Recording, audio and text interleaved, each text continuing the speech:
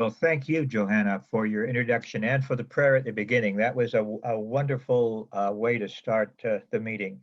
And I'm pleased to meet you. Susan, you and I need to see that our introductions are abbreviated because our challenge now is to wake everybody up. Uh, Yeah. uh, Susan and I met at a conference in Los Angeles about 6 years ago because coincidentally we had the same dream for this population. Susan grew up on a farm in Michigan. I grew up, no, I raised my family in New Zealand on farms, and we fell in love with a rural concept. Since then, our organization has been hijacked by suburban people. And our third director said, how about a lemon tree and two chickens in the backyard? Does that count as a farm? And we said, well, I guess so. So that instead of our original mission, which was to find rural farm situations for young adults with intellectual disabilities, we've expanded our pitch. So I know that Susan and Johanna want to talk about Petaluma, but if we can work our way down to that, I'd like you to know, first of all, about our concept. Camp Krem, which Susan has praised, thank you, Susan, is terrific. In 64 years, we've had about uh, 35,000 children and adults with intellectual disabilities for probably 200,000 days and nights. So we're very good at recreation and providing respite to parents, but recognize that we were not solving the real problem that faces the families, and that is what happens when the children stop going to school and they're at home all the time? And even more profound, what happens when I pass away? So that Living Unlimited was established to solve those two problems. I'll be quick about this, but please feel free to ask questions if you want. We have a pretty good board of directors. You can visit our website. It's indicated at the lower left-hand corner of the screen. We have created a terrific advisory council. Uh, Other members added since this last slide was prepared, so that we have, I think, a deep bench and we're able to help quite a bit. We're here because we want to address your biggest fears. What happens when the school bus stops coming? What happens when you're gone? We think on estimates that we've read that there are 180,000 adults with IDD living with parents over 60. In California, the situation is consistent with that. Okay, so here's the challenge. How do we provide safe, wholesome, lifelong housing for our children? The first thing that's needed is a home, a house. This is our principal role, is to find housing. We had originally planned on providing the other services, but Uncle Sam has prevented us from providing the caregiving or the day program. Those have to be provided by somebody else. We can coach, we can recommend, but the decision of your caregiving and the decision about your day program have to be made by you. So those are the three ingredients for success. Here is our concept. Ours is an equity model. There are other ideas out there, and we'll go through those as we go on. But our idea is that families will put money into a company, and they can sell that if they want, but it's an equity model. It's not a donation, it's not a gift. You are buying a room for life for your child in one of our communities. The company purchases the property, and it's created by Living Unlimited, managed by Living Unlimited. It rents rooms. It rents rooms to your children, also to neurotypical home companions, and occasionally others.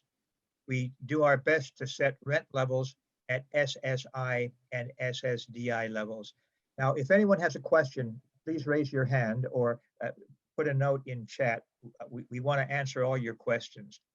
SSI is from the government. SSDI is probably better depending on your level of Social Security, but that means that you do not have to pay rent for your child to live there. The government does. The rents are used to pay operational expenses. If we have a mortgage, we pay the bank. The property needs management, and we intend to hire somebody as a full-time community manager. to act as your eyes and ears. Now, you, as I mentioned, will have to find independent companies to provide care and to provide a day program for your children. We will provide a community manager who acts as eyes and ears for you for the rest of your child's life. So what do we need to ensure a full, prosperous life for your children? First, we need housing. And here are photographs of two of the houses we own already. Secondly, you need healthy food. And if you go to the store and you look carefully at the ingredients, most of what we eat today in the modern world is badly adulterated. When I was in New Zealand, we achieved virtual food self-sufficiency. And so there were no added hormones or other chemicals that we feed to our food now. The next thing that's needed is access to the outdoors. This is where God is. God does not live in office buildings or elevators or motor cars. God lives outside with the grass and the trees. So access to the outdoors is critical. Meaningful activities. This is me speaking from the sidelines. One of the real odd things, not odd, one of the things I notice about people whose children have special needs is that because the child has these qualities, parents stop parenting. They stop giving the children things to do. They stop expecting the child to do their best. And if there's one lesson that I can share with you today is that your child's intellectual or medical conditions do not impact on his ability to carry his weight in society. And we want to see meaningful activities. Here you see someone weeding in a garden and someone else spinning, or not spinning, weaving at a loom. These are all properties like ours. And the most important thing is that we believe that our children need community. And there's a fundamental disconnect between us and the people in Washington. The people in Washington think that community means living out the way you did when you went to college, in with the normal society. I don't think that's right. I have a friend whose daughter has special needs. He put her in an apartment building in Cleveland. For 7 years, nobody in the apartment building ever spoke to her. She was alone all the time unless her parents visited her. She's now moved to a farm near Cleveland. At her last birthday party, she had 100 people attending it. That is her community. And you see in those pictures on the left-hand side of the screen, these are our communities. And I think, if I can speak for Susan Riggle now, one of the reasons that she loves Camp Krem is that we recognize this. We do not take her son Tommy and expect him to prosper in a camp with kids on the high school football team or kids on the high school chess team. These aren't his family. His family are the people that you see in these pictures. So here's our vision. We see different ideas. We see 3 different possible housing solutions. One is a rural thing, an integrated community, probably on a farm. Second is clustered housing with an anchor property and then houses surrounding it. This is what we'll talk about soon. And the third is multifamily. This is an apartment building or a converted hotel or motel. There are 3 different possible resident profiles. One is special needs only. This is similar to how group homes operate, where all the children have all the bedrooms and the caregivers work shifts. They come from their own home, work their 8 hours, watch their watch, and then go home at the end. That creates an us and them atmosphere, which we reject. We prefer where the special needs residents and members of staff live together as if they're part of the same family. They shop together, they cook together, and they watch movies together. It's like they are now with you. There's another idea that I have, and we're getting there, but we're not there yet, and that is that we add to our special needs residents and the live-in home companions, elderly senior people who can add much value to the community. We've achieved that in Cloverdale because 2 of our 5 houses are now rented to elder care people. and you should have been there at our last Halloween party, where a group of our kids dressed in costume, one Popeye, one Snow White, and others, descended on a group of 90-year-old witches and wizards. It was a good time for everybody. So our first community is a big ranch at the north end of Sonoma County in the wine district. We have 84 acres. It's next to a very large open space and an elderly senior community. We have accommodations for 24 of our special needs, plus 10 home companions, plus extra rental space. Mile from Cloverdale, affordable. We have now not 10, but 8 openings. The price is high. And if you're interested, take a look at the website there. They also have weekly events. Every other week, it's a Zoom call like this one, and alternate Saturdays, it's a tour of the farm. And anyone who's interested in that and finds the price attractive should by all means visit the website, visit the Zoom seminar, come to see the ranch. I lived there for a year getting things fixed up, and now it's in positions that I think it can fly without us.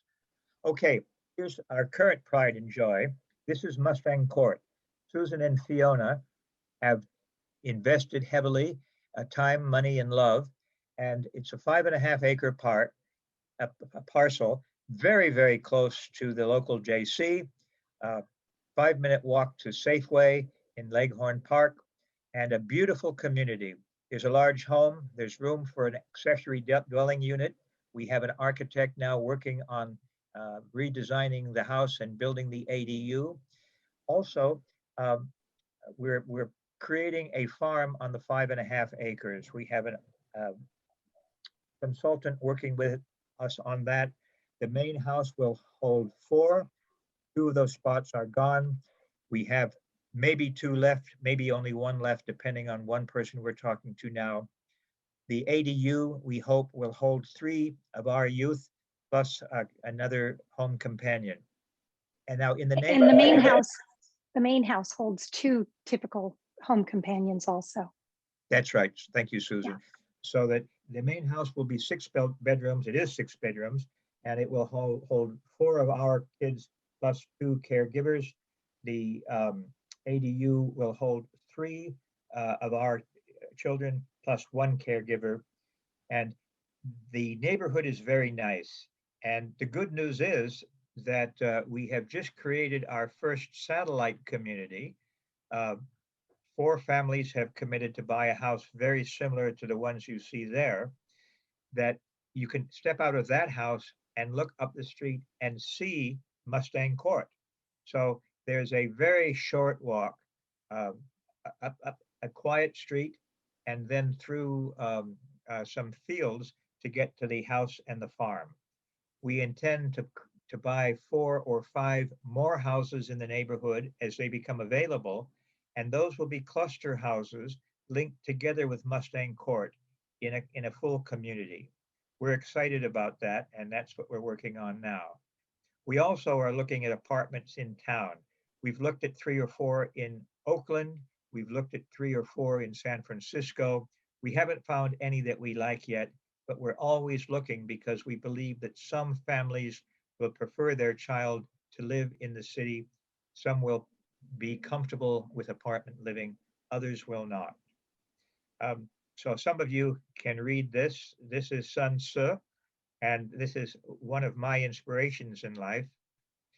The translation has been debated, but it's generally agreed that the advice is to see the garden in bloom before you plant it.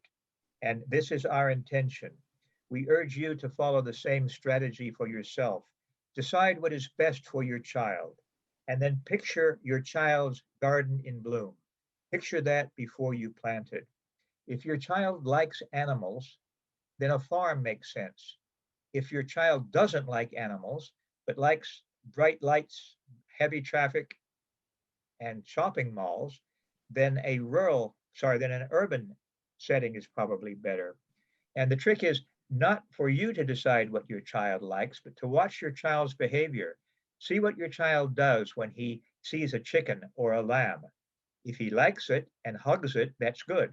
If it smells bad to him, that's bad. See how your child behaves when walking down a shopping mall. Too much stimulation, or is that lots of fun? So the job is yours, first of all, to interrogate your child, work with your child, know your child to find out what they want, picture the perfect life for them, and then work to do it. And we want to help you, and I think we can. Here are contact details for Susan and me. I think you will all know Fiona. Uh, uh, if not, we can certainly introduce you. Uh, so that's our story. What any questions? We can talk about Mustang Court because I've been working with Fiona on Mustang Court. There is a website for Mustang Court online. And Yeah. Susan, can you type the URL into the chat window? Sure. And those of you interested in that, by all means, visit it. I said to you that we have openings at the big house and the future ADU. We were surprised when the house down the road came up. We had a Zoom meeting much like this one. And at the end of that meeting, we had 3 families that said we want it. A 4th family came a few days later, and that sold out. So that we want to do that again as soon as another house comes up. Susan loves real estate, and she's watching the market constantly. So that one thing that you may consider doing is joining together and say, yes, I like the concept. Yes, I like living unlimited. Yes, I like the farm that we're building at Mustang Court, so that let's get together and be ready to pull the trigger when the next one becomes available. Now, Susan will shoot me for this, but we're not the only game in town. There are other places that you want to know about. If you don't know about Friends of Children with Special Needs in Fremont, you must research them. This is a 20-year-old day program that has just begun to create housing for people. The organizers are all Chinese and hardworking. It's probably the best day program I know. Anna Wang is the name of the principal. There's another project underway at Half Moon Bay called Big Wave. Big Wave. There's another in Santa Cruz called Common Roots. There's another Coastal Haven. Coastal Both. Haven. Yeah, Coastal Haven, Common Roots. They've divided the nonprofit from the profit, but that one's still in, they have openings there, much more expensive than ours. Also, Big Wave is more expensive than what we're doing in Petaluma. And there's another tax model, very hard work. We have friends that spent 10 years developing housing for their children for free, but it was very painful. That's called Sunflower Hill. You need to look at those. There are 2 others that are full, but are interesting models. One is in Sonoma. Johanna, where are you guys located? We are located in the Bay Area, actually all over the Bay Area. Okay, so then if you were from Los Angeles or Salt Lake City, I'd be wasting my breath. Sweetwater Spectrum in Sonoma is a very attractive, very expensive model in town, walking distance to the center of town. Not well suited for people who don't understand traffic. One of the nice things about what we have got is that all of our properties are more or less traffic safe. Mustang Court is up a long driveway. Your child would have to wander half a mile to get to a place where a car was driving, and not fast. Clearwater Ranch is the same. So that those are attractive. And I think that Common Roots is okay too. It's at the end of a quiet road. But some of them, like Sweetwater Spectrum, boy, oh boy, that's in the middle of a big town. So those are issues you need to be aware of. Sure. Yes. Thank you, Alex. Yes, absolutely. Those are the issues that we have to consider Yeah. when we make our decisions. Absolutely, because the spectrum is so wide. And let me read out Susan's website that she just typed in. It is www.mustangcourt, mustangcourt.com. So I'm going to unmute everyone, and please feel free to ask questions that you have. And so Alex and Susan can answer your question. Please unmute. I've got a question.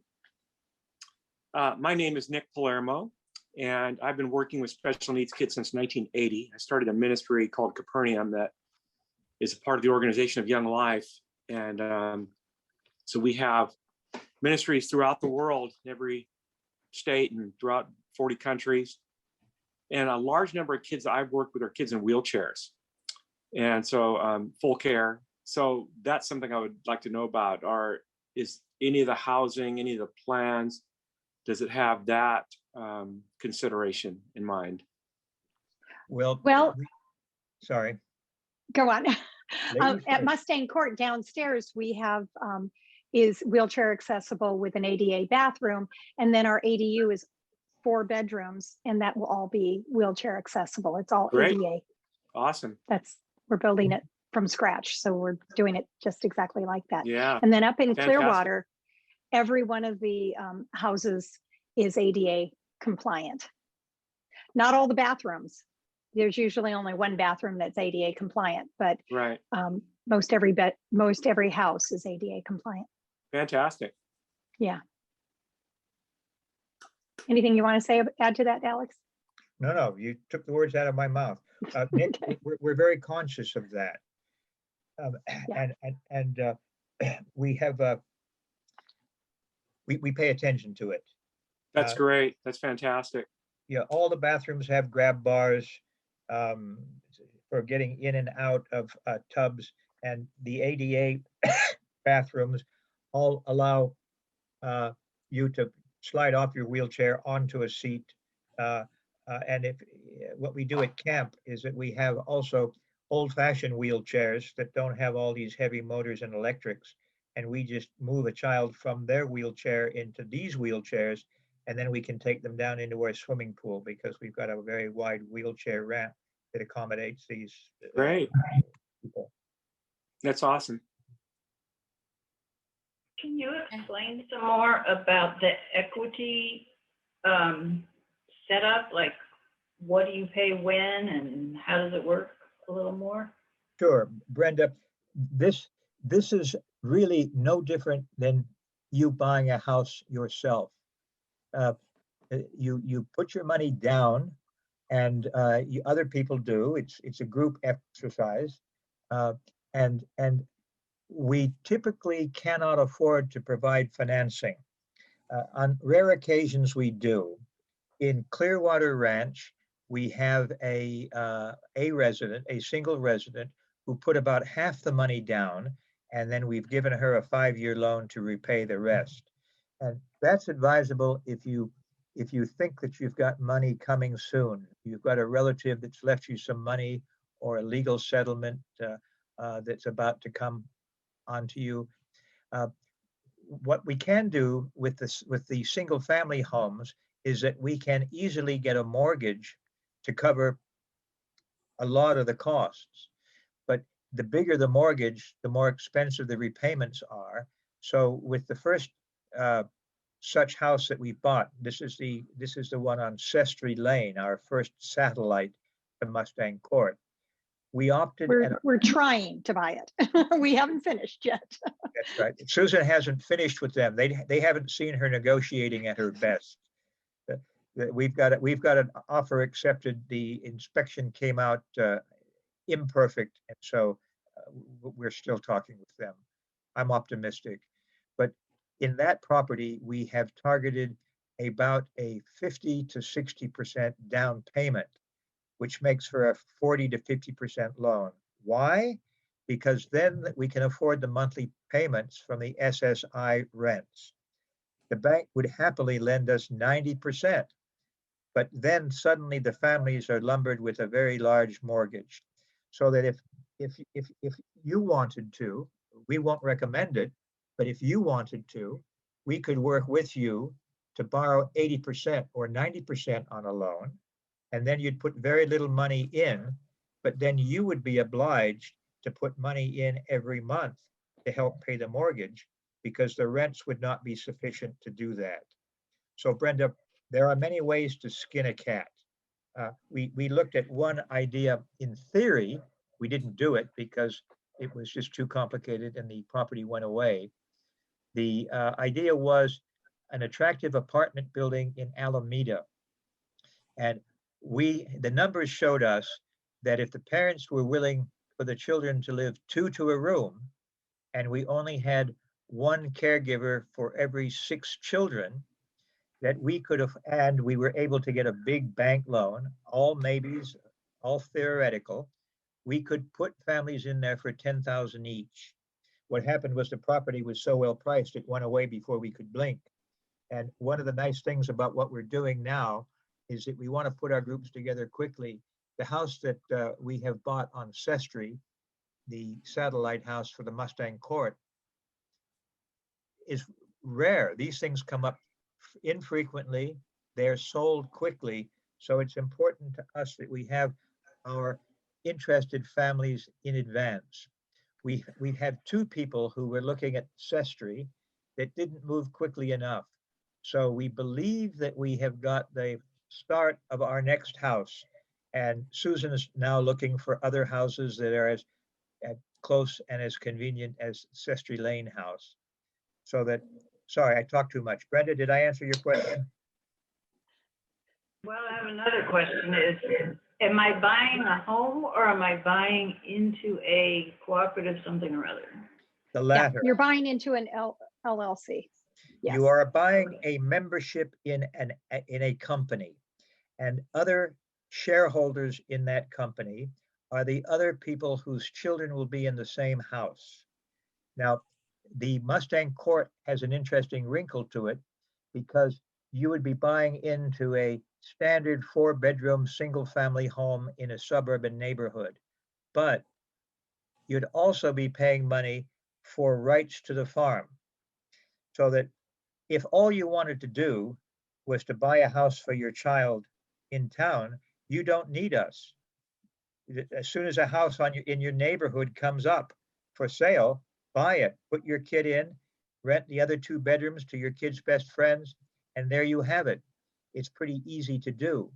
What we provide is, first of all, we help with the financing and we guarantee the mortgage. Secondly, we provide management and you pay for that. And thirdly, we take care of things so that it's not the easiest. Well, go out and buy a house on your own, easy, but then you'd be stuck owning it, managing it, and caring for your child. Or you can cooperate with people like us, and then you have to put up the money, but then we take all the worries, or as many of the worries as we can from you. And we also add the layer of oversight. That's where our community manager comes in. He's essentially, or she, is our eyes and ears on the ground, you know, because I can't be there 24/7. It'd be nice to know what's going on in my kid's life if I can't be around, or if his sister can't be around. Yeah, now, Susan, thank you for that. I didn't emphasize this. We actually have 3 levels of support for your child. The first level is what we call the home companions.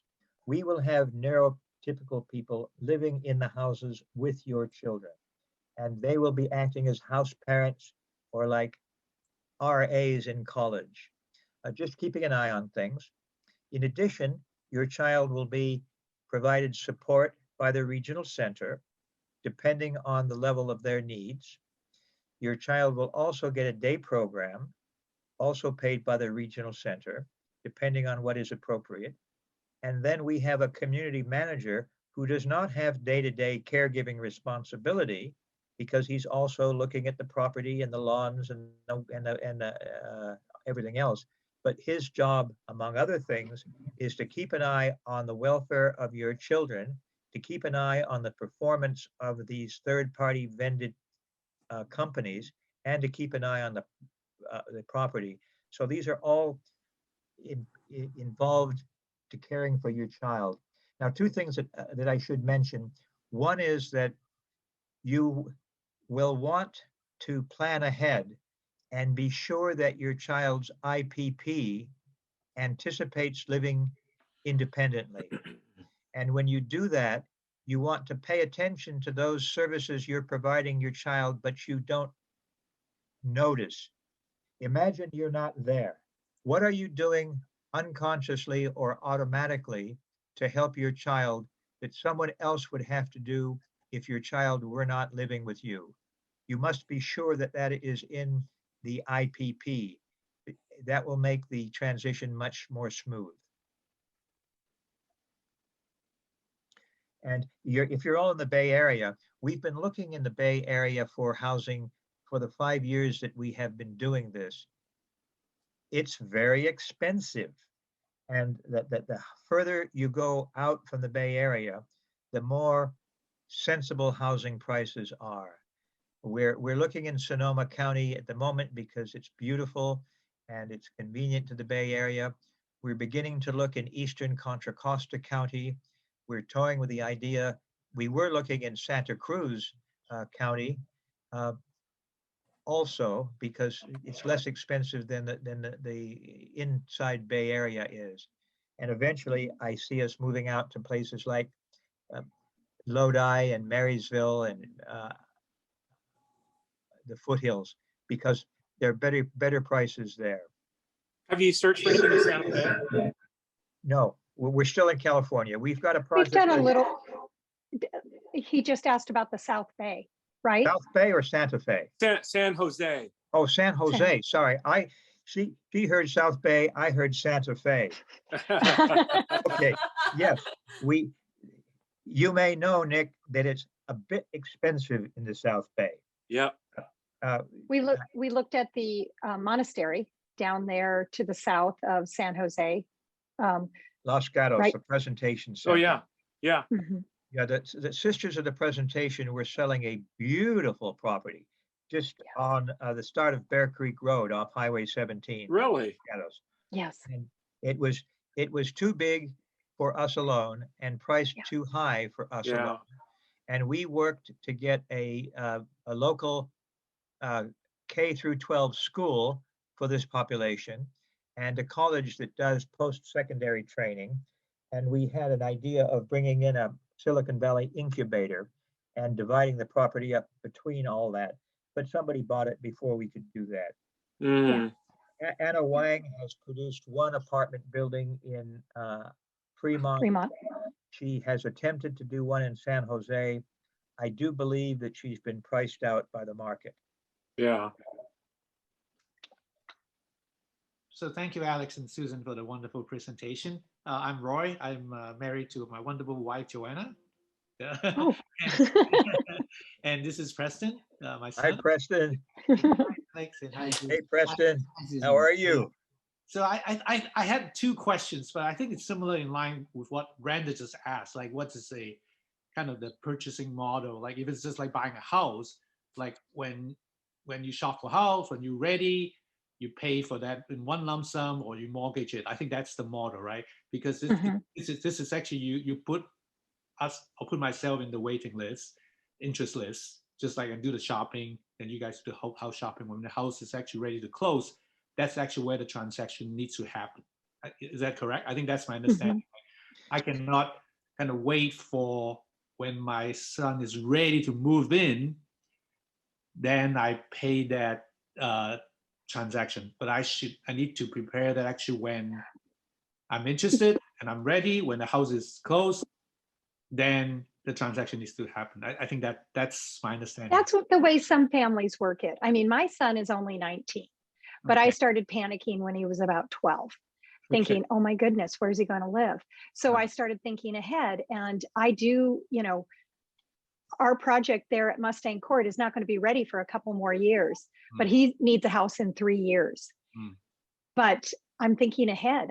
And he's getting to know the neighbors. He's getting to know the other residents. He's getting to know the community. It's kind of like an all hands on deck kind of thing. want him to be comfortable and be ready to go when the time comes. Yeah. So, but we do have some families that have bought into Clearwater, and their kids, moved in just recently, and they only found out about us 3 months ago, type thing. They saw it, they liked it, there was a space ready for their child, and they were ready to go.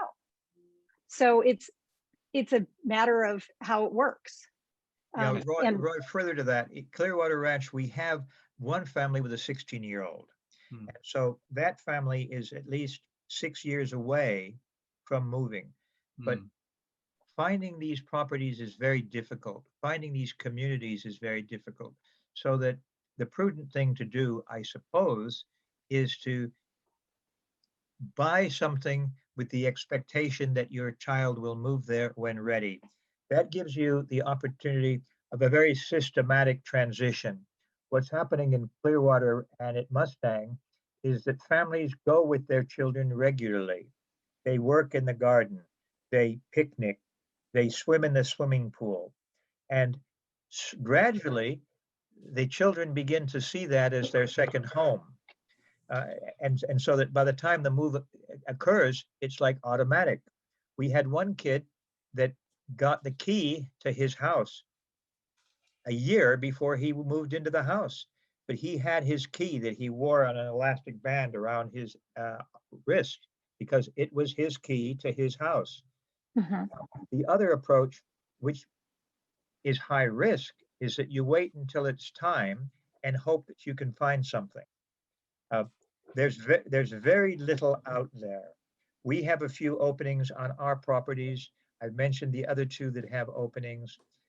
If you the well-established operation is one called Camp Hill. Camp Hill has 125 around the world. They're full. And this sort of housing isn't like a hotel room. With a hotel room, you can sell the room every night and you can have 365 people using the same room. What we're doing is that room disappears for the life of the child, and there's very little turnover, so that places like Camp Hill don't have an opening until one of their current residents passes away. And the ability to grow these things is very, very difficult. There's another operation that's also Christian based. Camp Hill is kind of sort of Christianity light. There's also one called L'Arche. That's L'Arch, like in Noah's Ark. And that is Roman Catholic based. It's very good, very slow off the ground. We had a person who was one of our directors who fell in love with the L'Arche model, resigned from us. She's been working for 4 years now to get L'Arche off the ground, and we hear that the process may take 20 years. Yeah, she's actually moved on. She found her son another place to live because L'Arche has pretty much said they can't afford housing in the Bay Area. But we are still talking with our friends who are at L'Arche, and they're going to try to do some day programs, things along those lines. They have a desire to be involved, but they just can't do the housing component. Yeah. Now, just this, you might research something in Chicago called Misericordia. This is a Roman Catholic. It's quite institutional. They house 500 children together. That would be impossible to do now, but that's inspiration that these religious things can work very well. Another successful but non-religious community that I didn't mention is in Marin County. It's called Cedars of Marin.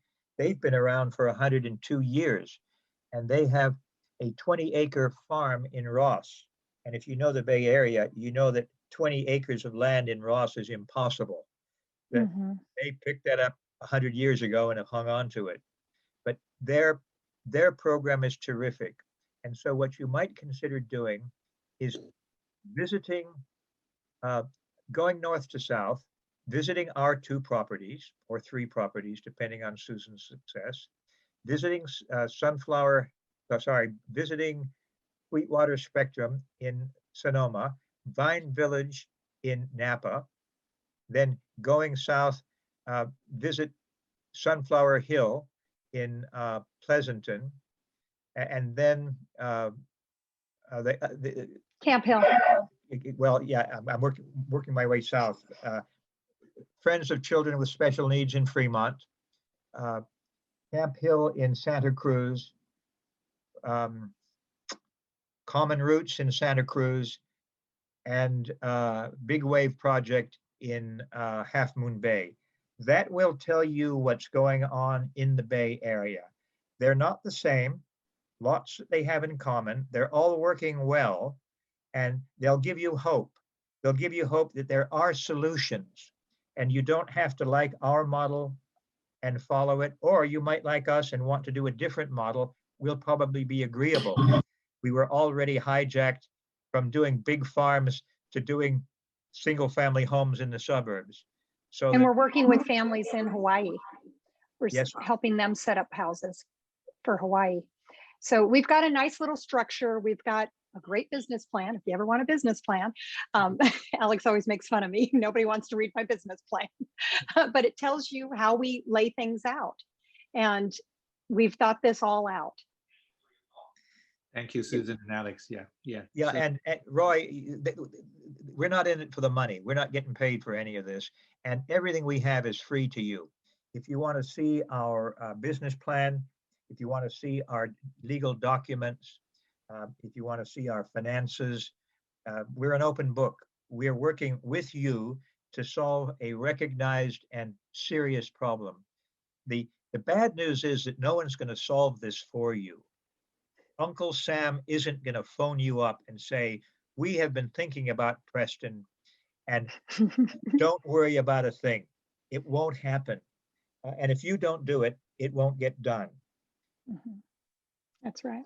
Very true. Thank you. Yeah, I think think ahead and plan ahead is actually the key. I really like it because I want to stop asking because Melvin has a question. I think the other thought I had is actually think about maybe spend once a week just to do it like a short vacation, just to get Preston familiar with the place and things like that. Exactly what you said, right? Hold the key and treat it just like a place you can go and visit. And when the time's ready, then it's ready. But I think don't wait until that's too long. So I'm good. Yeah. Thank you. Yeah.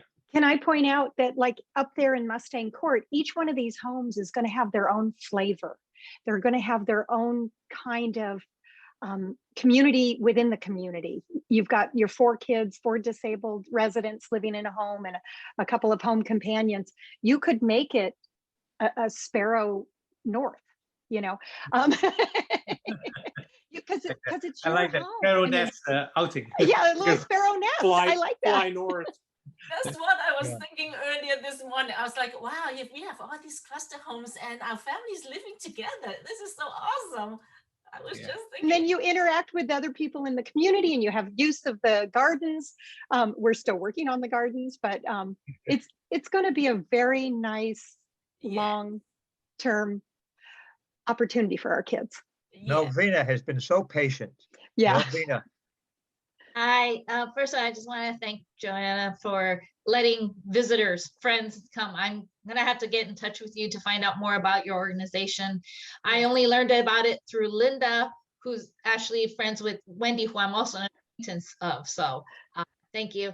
And so thank you for your presentation, Susan and Alex. My son is only 13, so I'm very early in this journey, but I've been stressing about this probably since he was 1. So my head is filled with questions, and unfortunately, I did not plan well without a notebook, and so I'm just gonna kind of try to remember what I recall. So obviously for someone who's only 13, we're quite a years away. But you know, you just don't know what is ever going to happen with my husband and me.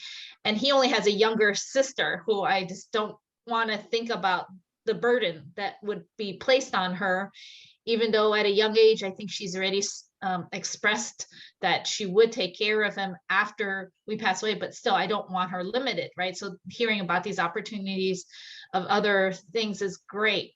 But I just don't know, like for someone like in our position where we're still years away, in in order to buy into one of these things, it would be committing money ahead, but then in order to secure the place after committing the money, would we be paying rent for a space that he wouldn't be living in for a while? I guess that's one. I don't know if you want to answer my questions per thing, or would it be easier if I just We'll told you answer that. everything? Okay. No, the rents are covered by whomever is renting the room. That's the beauty of the design, is you don't have to worry about the rents. We're the management team, and we take care of getting the rooms rented out, and the rent will cover the room because he's not living in it. Somebody Okay. will, but not him. But would that room be available when he is of age? So that's the Yes. thing. Okay. Yeah. It would try to figure Yeah. because I was I- like, I have a- otherwise, like, would you be kicking someone else out of the room that he has? So that's why. Well, probably a college student. Oh, I see. So it would be okay. So it would be rented out to someone who's necessary. I see. Okay. So it's we not, like to bring all houses, the whole house probably on around the same time because it makes it more equitable. So in the meantime, I'll probably have it rented out to the junior college next door, each room separately. And then when our kids start moving in, the kids are the typical guys, they're going to go out and get jobs and hang out at beer halls, whatever they're going to do, they're going to move on. And they know that when they rent the room from us. okay. So that would be under the, and then I guess in terms of, I guess how the community or the house moms or whatever, I forgot the term that you used. Home companion. Home companions, which I love. Yeah. With those, is that the cost of paying, in terms of that, I guess I'm trying to understand, like, how are you you are in charge of the hiring and selection process of those people? And then in terms of how are those? Yeah, and the persons paid by families would just- interview those people. We've already been setting this up in Clearwater, and yes, we're the ones who go out and we find the people. Like, I found a typical guy who's a computer programmer. He doesn't really want to be a home companion per se, but he likes living with our crowd. So he's not really making any money for his overnight care because the guys all have the other people living in the house already have their care covered. But he is happy to live at the household because he kind of likes the crowd. He loves Legos and he loves sci-fi movies. He's getting along with the other guys in the house. He likes the low rent. Is what he likes, and he feels like this isn't your typical experience. And I had him get interviewed by the other families in the household, and believe me, they put him against the wall and they were like, tell me about this and tell me about that. He came through, and he's still there. And he's a typical computer programmer. I see. So when we buy into this LLC, it covers for him. I'm just saying it covers. Yeah, for him. you don't have to pay him. None of Additional. the home companions do not get paid by us. The home Okay. companions, if they do the overnight shift or have any kind of work with SLS, they're going to be paid through the SLS services agency or in-home support services, IHSS. So, and the beauty of all that is Lifehouse is the group we've been working with up in Clearwater. And believe me, they're going to be happy to work in Petaluma because it's a lot closer to their home base. They're a fabulous organization. They have this all organized in spreadsheets and I love a good spreadsheet, and who, has this time, and they do all that maintenance. We don't have to do any of it. You don't have to do any of it. That's their job. The support services are brought in, the regional center pays for them, and your child gets his services or her services, whatever your child. Yeah. says. So you're saying those services are covered, like I'm talking, when you were just saying, oh, what are the things that I provide for my son in terms of the basics? And obviously we got everything from the housekeeping, the laundry, food, my Yep. son barely Make knows sure anything. when you do your PPP, what's it called? PPI? IPP. IPP, when you do that, you state everything you ever do and What's make that certain mean? you have it really nicely, telling them exactly what's going to have to happen for your What child to about be comfortable. special diets? Yeah. The SLS providers, they should be able to work with your child's special diet. Definitely mention that when you do your IPP. I see. Yeah. So one of the beauties of living unlimited is primarily just housing. We're taking that one component of complete stress out of the parents of children with special needs, especially here in the Bay Area, because if I find a place for my kid to live for $750 a month, which is the kind of rent that SSI can afford to pay, I can't. Let's just be honest. You can't find a place for my kid to live for a room for $750, right? Yeah. I mean, I can't find an apartment with one other. It's just impossible. That's where we can't come in and say, oh, yes, we can. If we are the ones who own the house, we'll make certain your kid has a room. Does that make sense? Yeah. Did I just completely mash that, Alex? No, that was good. That was Okay. good. But the lady that asked the questions has disappeared from the screen, so I don't Yeah. know. Oh, no, she hasn't. Oh, there she did. Moved around. Sorry. Everything Sorry. is switched around. Yeah, everything's, it's like Scrabble or something. It continues to move.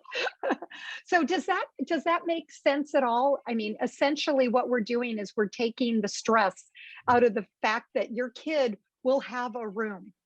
The rents will be covered by SSI or SSDI. In my case, it's going to be SSDI because my husband and I are both retired.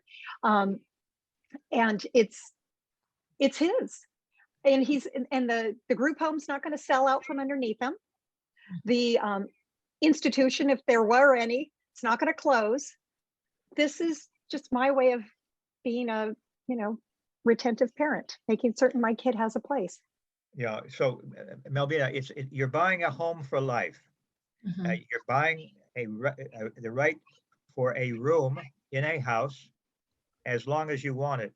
And our structure is such that if for some reason it doesn't work out well, if your child isn't prospering, then you can sell your equity interest. You can sell your membership. We can talk more about that if you want. There are some issues. You can't sell to just anybody. The buyer has to be approved. One day when Living Unlimited has lots of money in the bank, we can just buy it from you and let you get out quickly, and then we'll find someone to buy it. But at the moment, we can't do that, but we can work with you and find somebody. There's another little trick too, and that is that when you sell, you get all your money back plus half of the profit, but only half the profit. No, we're not going to go that way for a Mustang Court because it ends up looking like a speculative thing. Remember that. I like the way they did it at Clearwater. Here's the way they do it at Clearwater. You get all your money back and then just a little boost. You get like 20% more because we don't want people to come in, buy it and say, oh my God, my share was only, $250. Now I can get 500. I could make $125,000 on this. Sorry, Alex. Sorry. Well, it's okay, Susan. It would be helpful if you gave me that before I put the document out to everybody. So our original was 50-50. The people in Clearwater Ranch did not like that. They felt that, as Susan has just explained, that made it too tempting to cash out. So what we agreed to do at Clearwater Ranch, and I've just learned at the same time that you in Mustang Court, is it's the same 20 for you as a seller, 80% stays in the community. So you'll get your money back. But, if you sell 20 years from now, getting your money back isn't very good. There's not much there. No, I like that. I did appreciate, I know you guys sharing also about other communities and other things, because I feel like then you're not in it here, like I said, for the money, and it's not a competition with the other groups, but we're here really to take care of our children here. And when you're saying, plenty of money, I mean, I'm not, I think I would, like to think that all of us here, we're not trying to do this for speculative. We're really just trying to here just to make sure our kids have a place that they will be safe and thrive. And just making sure we at least come out not under is fine. You know what I mean? Just a breaking. gotten to the point in our lives that it's like we're just trying to like tread water here and making sure that we're staying. So it's Right. approaching 11 o'clock. So I'm going to take one more question and then we'll wrap it up. So if anybody has one more question, please go ahead and ask our last question. Anyone? Can I say one thing? Yes, please. You know, everything we've gone out and we've learned from everybody else. Mhm. And Alex went to how many farms in the East Coast and the Midwest? A dozen, maybe Yeah, not 20, I a dozen. I went to a few, believe me, I drove all over Ohio and Michigan looking for these interesting communities that do this. And the deal is most of them do it once. They're one and done. And we did not want to do that. We wanted to make it so everything we learn, it just doesn't end with us. This corporate knowledge continues on and it goes to the next community and the next community, and we all learn and grow. I mean, that's human superpower, is being able to work together collaboratively and learn from each other. Yes. And this is where we're trying to make Living Unlimited more than just one or two communities. We want to make it so that everything we do helps people along the way. And parents, if you have any more questions, please feel free to directly contact Alex and Susan, and you have their emails. And thank you so much, Alex and Susan. Thank you. Here, I'll give you our email address. Okay, It's Susan at Living Unlimited and Alex at Living Unlimited. thank you. Is there a So, hyphen in between? I think There is a hyphen in between. So Thank you. .org. Thank you, Thank Joanna. you all. Thank you all for your questions and your attendance. We wish you luck. Whatever we can do to help you, we will. Thank you Thank very you. much. Bye. Thank you. Bye. Bye. Bye. Bye, everyone. You.